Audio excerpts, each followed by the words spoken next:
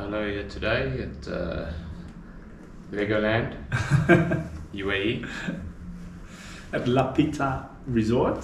Hey, Rolfie, how's it going? All good, man. All good. Can't complain. Hi, this is Roelof and Merwe, Hi, and I'm Paul van Meekeren. and welcome to the Dubai Capitals podcast. Enjoy the show. A day off for you today? Not totally a day off. Had a bit of gym in the morning.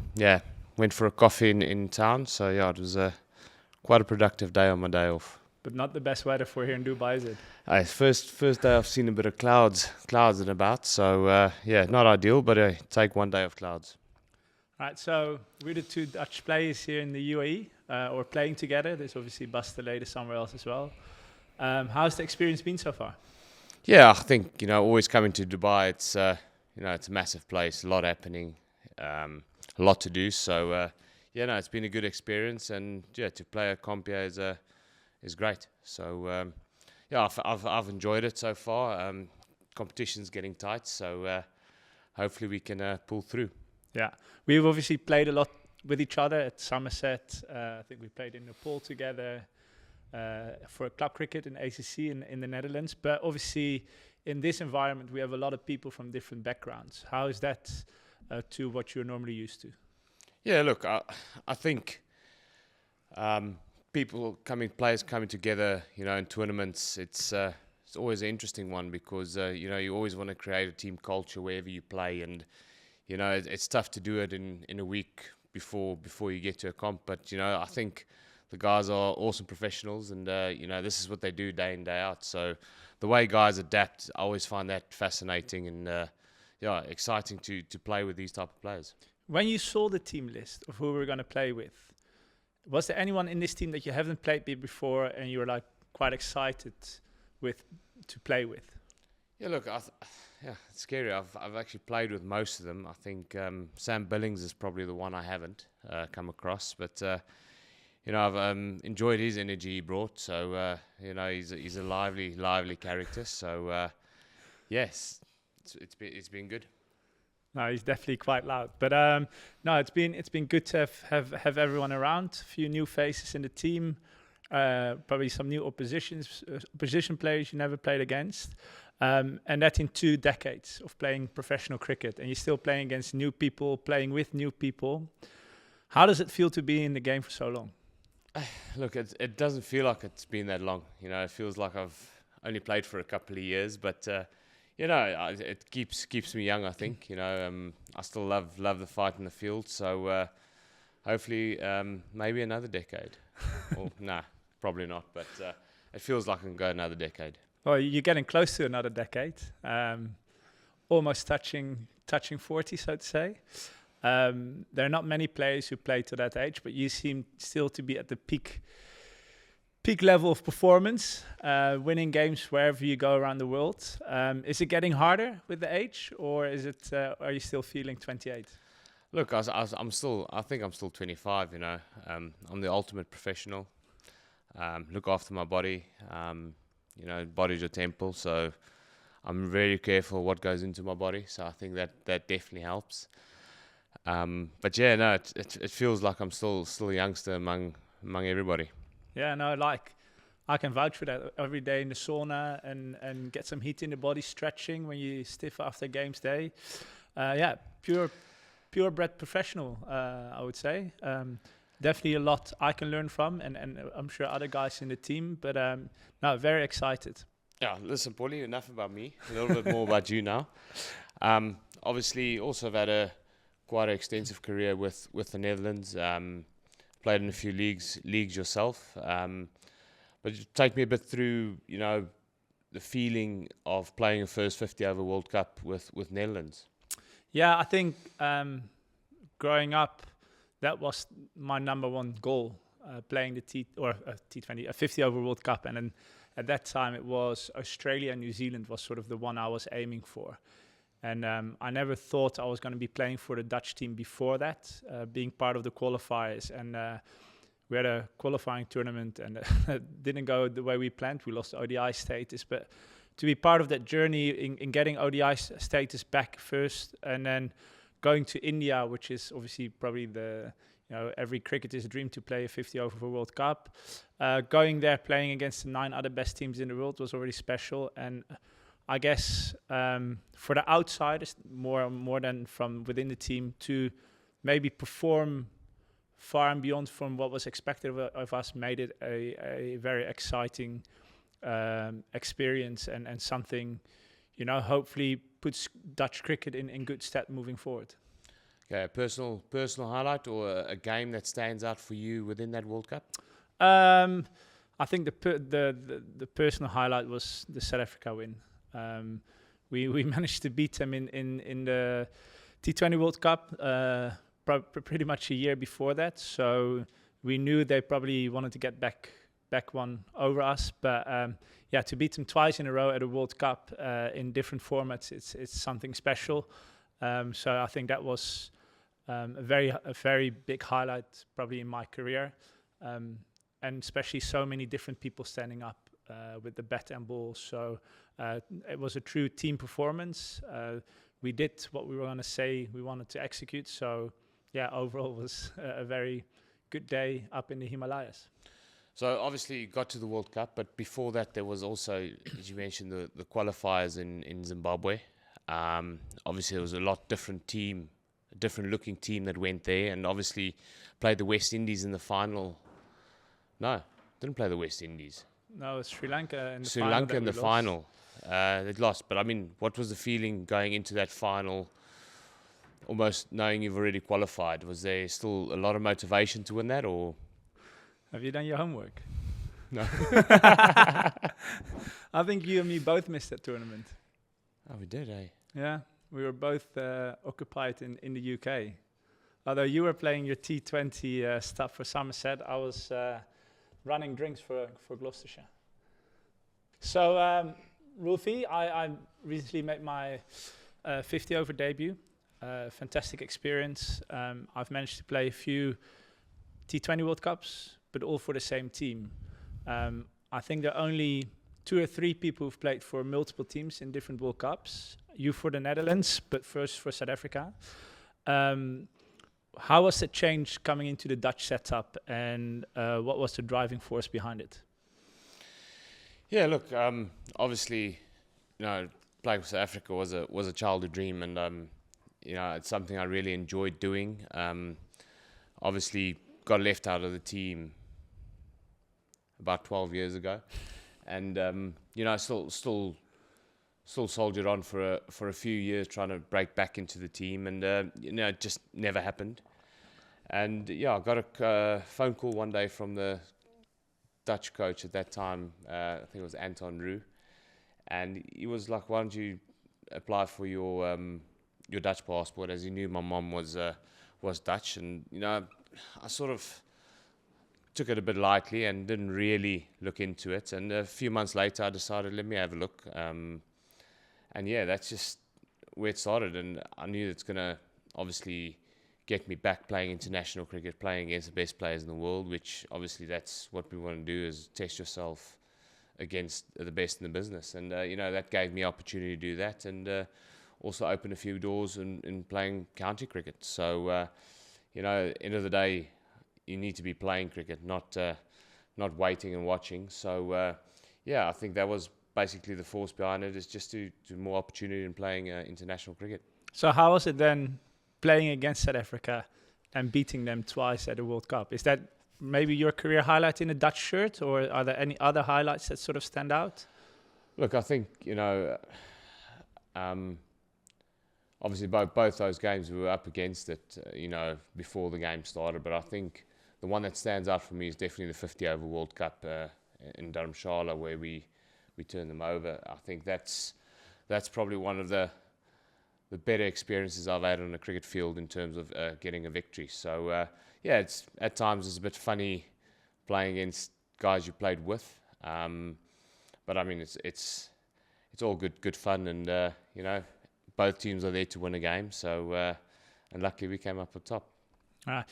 Before you ask me a couple more questions, I've got 2 more for you, and then you can give me a few fiery questions if you like. But you've played T20 cricket around the world.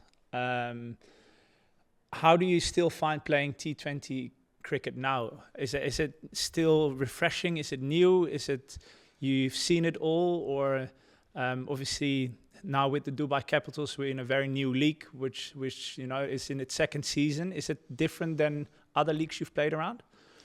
Look, I think all leagues got its own specific characteristics and their own sort of vibe to it and their own energy, but the game itself is changing all the time. There's the era of the mystery spin, and then now it's the left arm seamers, and there's always something happening. And I think one thing that's definitely happened is guys are a lot more positive in the way they approach the game. If you look at some of the guys, the way they strike the ball, and the strike rates are through the roof. So guys are taking a more positive option in the game, and that makes it exciting and keeps it exciting. So no, I still enjoy it. I think it's not much different, but the players are still good, and they still want to hit you for 6 every ball.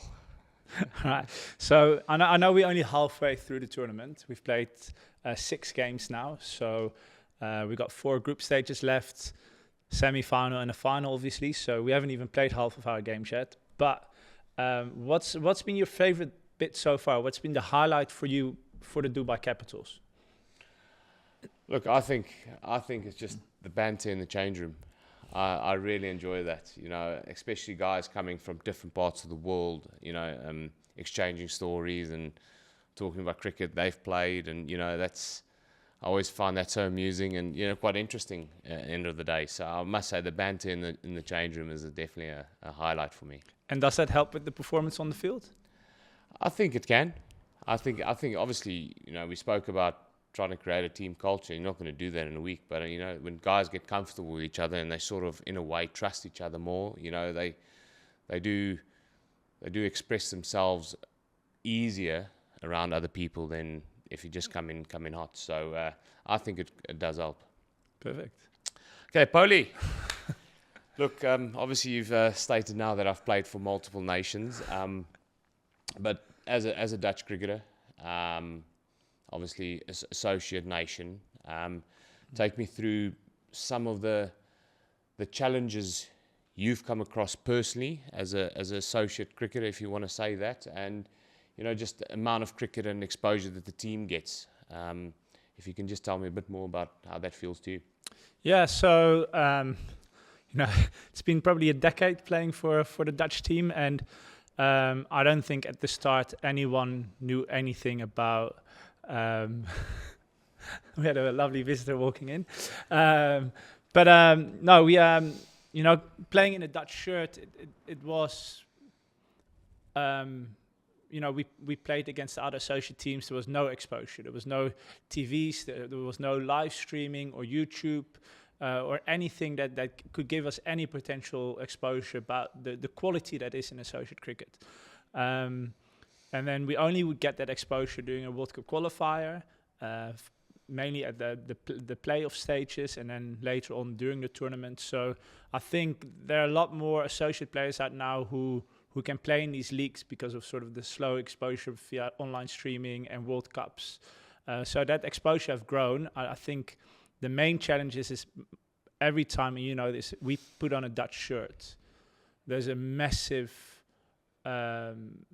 difference between winning and losing. If we lose a game, that could cost us a lot in ICC funding. It could cost us ODI status, and the money in the game in associate cricket, there isn't really any. So as soon as you lose out on a little bit of funding from the ICC, guys will lose their jobs. Guys will have to give up cricket, and the team almost has to go in a new transition phase. I've been lucky enough that in the last 5 or 6 years, we've probably performed as well as we could, probably maybe even better if you ask the world media with the World Cup wins that we've had, how competitive we've been in the Super League games, which probably, again, wasn't expected from outside our group. If you look at the team culture that we've created, we want to win games, and we believe we win games, and we've missed a few opportunities. So in that case, we are in a very good position, and we want to close the gap to the top nations. But I think within associate cricket, it's quite hard to get the funding. I think if we could get, even if it's $1 million more from the ICC in funding, we could create a full-time professional setup in the Netherlands for the national team. And we have guys training 24/7, where at the moment we've had 3 or 4 guys. We're obviously going to 9 full-time contracts, or we call it nine full-time contracts. In full member cricket, it's maybe a part-time contract or maybe a match fee, So if we can get more funding for the team, the World Cup in 4 years' time, there's no reason why we can't make the semi-final, because I honestly believe that we actually missed a few opportunities this last World Cup to beat a few more teams, and then you're always in the mixture for a semi-final spot. Oh, perfect. And on a personal note, we've established I'm almost 40. You 31 now. Obviously got loads of experience playing leagues, playing for Netherlands. What's your ambitions going forward for the future? My ambitions is to win more trophies. That's with the Dutch team. That will be my number one priority. And then if I can get picked up in franchise leagues and win a few more of those leagues, that will be fantastic. And it's not just being part of the team; it's actually being on the field contributing. But I've tasted that success in the CPL. I was lucky enough to go there, and we won it. I've had the success with the Dutch team in winning qualifiers, beating big teams, and that's probably some of the best feelings you ever get on a cricket field. So, I'm 31. I haven't bowled the same amount of overs probably as other fast bowlers of my age. So there's no reason I can't play for another 6 or 7 years. So, I feel like where maybe other 31-year-old bowlers are in their prime, or just maybe sometimes on the south side of the prime, I feel like I'm getting towards my prime, just because I probably needed that little bit more experience. So if the body can stay strong and keep fit, then hopefully there's another 50 over World Cup, few T20 World Cups, and if we get lucky, the Olympics in LA. Beautiful. So Pully, okay, let's go a bit outside of the actual game. How do you like to prepare for games? What do you like doing? And after games, what do you prefer doing? How do you like to unwind after a hard day's graft? Yeah, it's a little bit different from what I'm used to. Normally we play in the morning or early afternoon. Obviously here we win the evening games. So it's probably have a very chilled morning, wake up as late as possible, go for some breakfast, have a coffee, and then kind of just see where we are. Obviously, here in our hotel, we spend a bit more time next to the pool. So sometimes you just go out for a walk. There's a little mall around us, so maybe have a little shop or just stretch the legs and keep moving around. And that's sort of, you don't want to do too much intense for a game. And then after the game, again, it depends probably on the vibe in the change room. Maybe we shouldn't be saying it, but sometimes after a good win, it's always nice to celebrate together and have 1 or 2 quiet beers and rewind that way. Sometimes it's, you can't get home after a game and go straight to bed, even if it's midnight. It's, you're still so hyped up from the game. So it's always nice to speak to your teammates after a game. I think it's also one of those situations where you learn a lot about the game and become a better player. So, probably pre-game, it's probably stay relaxed as possible. On the way to the ground, listen to some music to sort of keep the nerves low as much as possible. And then after the game, sometimes it's a beer with a few teammates. If the game finishes early, we go for a team meal or whatever. But it's just probably having good people around you and have a bit of fun. And what's your favorite thing about playing for the Dubai Capitals? My favorite thing, I would say the unity we've got in the team. It's I think we've had some tough games where the results didn't go our way, but we kept smiling, and I think that's my biggest thing. We keep smiling and we keep having fun, and hopefully then that rewards us with a trophy at the end of the trip. Most definitely a trophy. Quick fire round with Roelof van der Merwe. Mountains or beaches? Mountains. Skiing. Have you ever skied before? I don't like the beach. Biryani or kebab? Kebab. Your comfort food? Pizza. No, I think it's just a good old-fashioned cheeseburger and chips, extra sauce. Lovely. Favorite holiday destination? Barbados. Ooh. Favorite movie? Remember the Titans. Play a final but lose, or be on the bench but your team wins? Be on the bench, team wins. 100%. Easy peasy. All right. Done.